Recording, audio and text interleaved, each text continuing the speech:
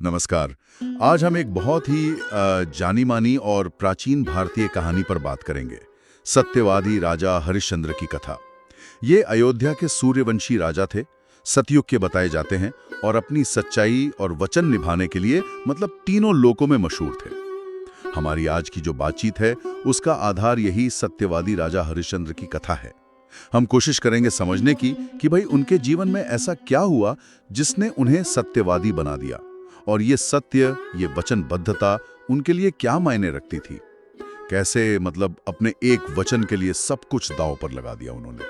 उनके बारे में एक दोहा भी बहुत चलता है, चंद्र टरे सूरज टरे, टरे जगत व्यवहार, पैदृढ़ श्री हरिश्चंद्र का, टरे न सत्य विचार। ये पंक्तियां साफ दिखाती हैं कि सत्य उनके लिए कितना कितना अटल था। उनके परिवार में पत्नी थी तारामती, जिन्हें शैव्या भी कहते हैं, और बेटे थे रोहिताश्व। हाँ, और देखिए ये जो पौराणिक कथाएं हैं ना, ये सिर्फ कहानियां नहीं होती हैं। ये अक्सर उस समाज के जो मूल सिद्धांत होते हैं, जो नैतिक दुविधाएं होती हैं, आदर्श होते हैं, उनकी एक तरह से झलक देती है। हरिश्चंद्र की कहानी तो सत्य और धर्म के पालन की, कह सकते हैं, चरम सीमा दिखाती है कि किसी इंसान के उसूलों की परीक्षा कहाँ तक जा सकती है। तो चलिए इस कहानी को जरा खोलते हैं। ये परीक्षा शुरू कैसे हुई ये भी बड़ा रोचक है। कहते हैं कि स्वर्ग में देवताओं की एक सभा चल रही थी। वहां देवगुरु बृहस्पति ने राजा हरिश्चंद्र के सत्य और दान की बड़ी तारीफ कर दी।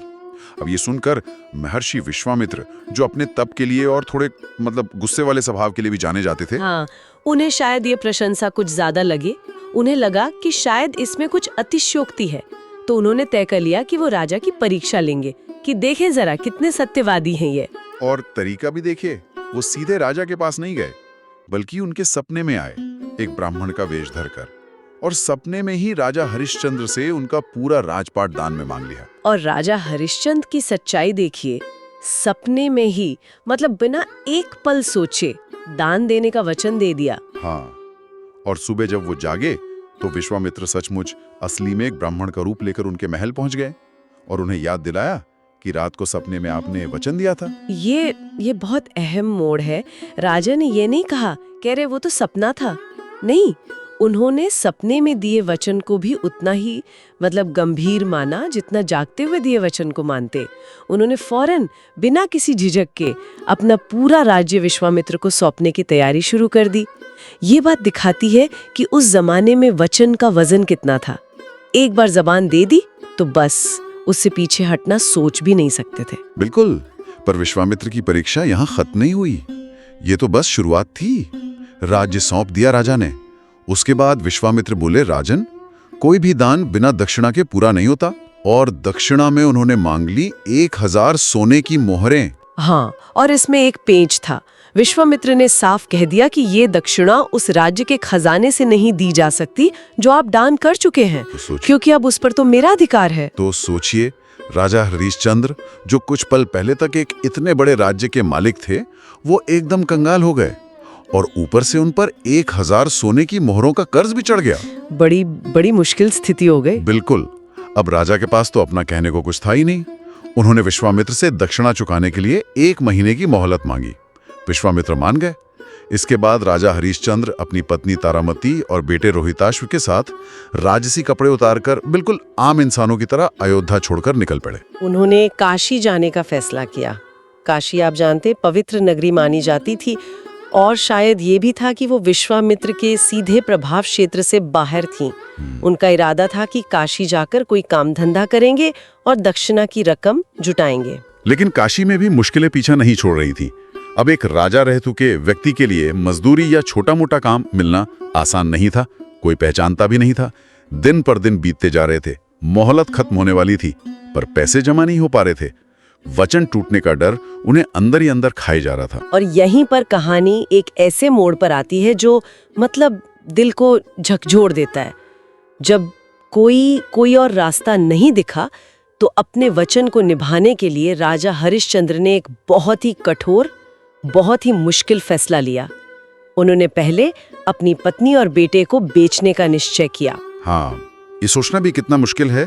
काशी के बाजार में वो खड़े हुए और अपनी पत्नी तारामती और बेटे रोहिताश को एक अमीर ब्राह्मण के हाथ बेच दिया। इससे उन्हें कुछ पैसे तो मिले, लेकिन वो 1000 सोने की मोहरों के लिए काफी नहीं थे। ये जो निर्णय है ना, ये उनके चरित्र का एक बड़ा ही जटिल पहलू दिखाता है। एक तरफ तो ये उनके वचन के प्रति उनकी अविश्वसनीय निष्ठा है, जिसके आगे परिवार का मोह, भावनाएं सब पीछे छूट गए। दूसरी तरफ ये उस युग के सामाजिक मूल्यों पर भी एक तरह से सवाल खड़े करता है, जहां ऐसा करना धर्म के दायरे में माना जा सकता था। ये दिखाता है कि धर्म की जो धारणा है वो कितनी बहुस्तरीय और कभी-कभी विरोधाभासी भी हो सकती है। पत्नी और बेटे को बेचने से जो पैसे मिले वो भी जब कम पड़ गए, तो बची हुई दक्षिणा चुकाने के लिए राजा हरिश्चंद्र ने आखिरकार खुद को बेचने का फैसला किया। सोचिए जरा, अयोध्या का चक्रवर्ती सम्राट खुद बिकने के लिए बाजार में खड़ा है। ये उनके पतन की, उनकी बेबसी की मतलब इंतहा थी। उन्हें खरीदने वाला मिला कालिया नाम का एक चांडाल। चांडाल उस वक्त समाज में मतलब सबसे निचले पायदान पर माने जाते थे। उनका काम शमशान घाट की देखरेख करना होता था। कालिया ने राजा हरिश्चंद्र को खरीदा और उन्हें काम दिया शमशान घाट पर कि जो लोग मुर्दों को जलाने आए उनसे कर वसूलना है, टैक्स लेना है। कहाँ अयोध्या का राज सिंहासन और कहाँ शमशान घाट पर एक डोम की नौकरी। ये उनके पतन का बिल्कुल चरम बिंदु था, सामाजिक रूप से, आर्थिक रूप से और शायद मानसिक रूप से भी। सूर्यवंशी राजा अब एक चांडाल का गुलाम था, और काम भी कैसा, मुर्दों के घर वालों से पैसे वसूलना। एक ऐसा काम जिसमें भावनाओं की कोई जगह ही नहीं। और इसी मुश्किल वक्त में, जैसे मानो किस्मत उनकी और परीक्षा ले रही थी, एक और भयानक घटना हुई। रानी तारामती ब्राह्मण के घर सेविका थीं। उनके बेटे रोहिताश्व को बगीचे में खेलते हुए एक सांप ने डस लिया और उसकी वहीं मौत हो गई। उफ, जरा सोचिए उस माँ का दर्द। अकेली, बेसहारा, और अब उसका इकलौता बेटा भी नहीं रहा। उसके पास इतने पैसे भी नहीं थे कि कफन खरीद सके या जलाने का शुल्क दे सके। रोती बिलखती रानी तारामती अपने बेटे की लाश को गोद में उठाए उसी शमशान घाट पहुंची जहां राजा हरिश्चंद्र कर वसूलने का काम कर रहे थे। गरीबी, दुख और बदले हुए हालात दोनों ने एक दूसरे को फौरन पहचाना नहीं। रानी ने जब बेटे को जलाने की इजाजत मांगी तो हरिश्चंद्र ने अपने मालिक का हुक्म मानते हुए कर मांगा। ये कहानी का सबसे दर्दनाक और नैतिक रूप से उलझा हुआ पल है। एक पति अपनी पत्नी को नहीं पहचान रहा, एक पिता अपने मरे हुए बेटे को नहीं देख पा रहा है और अपने कर्तव्य के नाम पर कर मांग रहा है। रानी के पास तो कुछ था ही नहीं देने को। उन्होंने अपनी साड़ी का आधा हिस्सा फाड़ा कि इसे ही कर के तौर पर ही लो। जैसे ही रानी ने अपनी साड़ी फाड़ी, राजा हरिश्चंद्र ने उन्हें पहचान लिया। क्या बीती होगी उन पर। पैरों तले जमीन खिसक गई होगी। सामने बेटे की लाश, रोती हुई पत्नी और वो खुद अपने मालिक के हुक्म के गुलाम। यहाँ द्वंद्व बिल्कुल चरम पर है। एक तरफ बेटे का मोह, पत्नी का दुख, दूसरी तरफ मालिक के प्रति वफादारी और अपना वचन। वचन कौन सा? जो उन्होंने चांडाल की नौकरी लेते वक्त शायद दिया होगा कि वो ईमानदारी से कर वसूलेंगे। ये सिर्फ सत्य का पालन नहीं था, ये स्वामी धर्म का भी पालन था। दिल पर पत्थर रखकर, आंसुओं को पीकर राजा हरिश्चंद्र अपने फर्ज पर अड़े रहे। उन्होंने कहा कि बिना पूरा कर दिए वो दाह संस्कार नहीं करने देंगे। वो रानी से वो साड़ी का फटा हुआ टुकड़ा लेने के लिए जैसे ही आगे बढ़े, तभी प्रकृति और देवताओं ने जैसे दखल दिया। आसमान में जोर से बिजली कड़की, बादलों की गड़गड़ाहट हुई और उसी शमशान घाट पर स्वयं भगवान विष्णु, ब्रह्मा, शिव और उनके साथ महर्षि विश्वामित्र प्रकट हो गए। महर्षि विश्वामित्र आगे आए और बोले, राजन हरिश्चंद्र, तुम धन्य हो। तुम्हारी सत्यनिष्ठा, तुम्हारी धर्मपरायणता अतुलनीय है। ये सब तुम्हारी परीक्षा लेने के लिए रचा गया था और तुम इस सबसे कठिन परीक्षा में खरे उतरे हो। इस दैवीय हस्तक्षेप का मतलब बहुत गहरा है। ये सिर्फ कहानी का हैप्पी एंडिंग नहीं है, ये उस विश्वास की पुष्टि है कि सत्य और धर्म के रास्ते पर चलने वाले की आखिर में जीत होती ही है, चाहे रास्ता कितना भी मुश्किल क्यों न हो। देवताओं का खुद आना हरिश्चंद्र के कर्मों पर एक तरह की दैवीय मोहर थी। विश्वामित्र ने खुश होकर राजा हरिश्चंद्र को उनका राज, धन दौलत सब कुछ वापस लौटा दिया और देवताओं की कृपा से बालक रोहिताश्व भी फिर से जिंदा हो उठा। बिछड़ा हुआ परिवार फिर से एक हो गया। और उन्हें सिर्फ भौतिक चीजें ही वापस नहीं मिली। भगवान विष्णु ने उन्हें आशीर्वाद दिया कि जब तक ये दुनिया रहेगी, सत्य, दान और धर्म की जब भी बात होगी, उनका नाम सबसे ऊपर लिया जाएगा।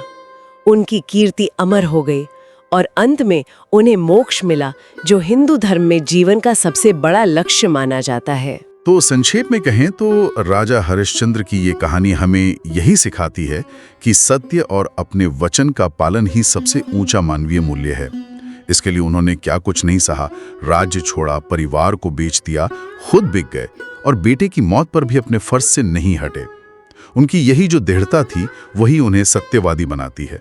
बिल्कुल, और ये कहानी आज भी हमें सोचने पर मजबूर करती है।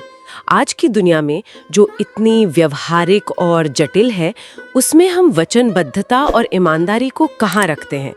क्या हरिश्चंद्र जैसा मतलब पूरी तरह से सत्य का पालन आज मुमकिन है, या ये अव्यवहारिक है? या फिर ये कहानी एक चरम आदर्श है जिसका मकसद शायद हमें ठीक वैसा बनने के लिए नहीं, बल्कि ईमानदारी और अपने कहे शब्दों का मान रखने की दिशा में लगातार प्रेरणा देना है? ये सवाल सोचने लायक है।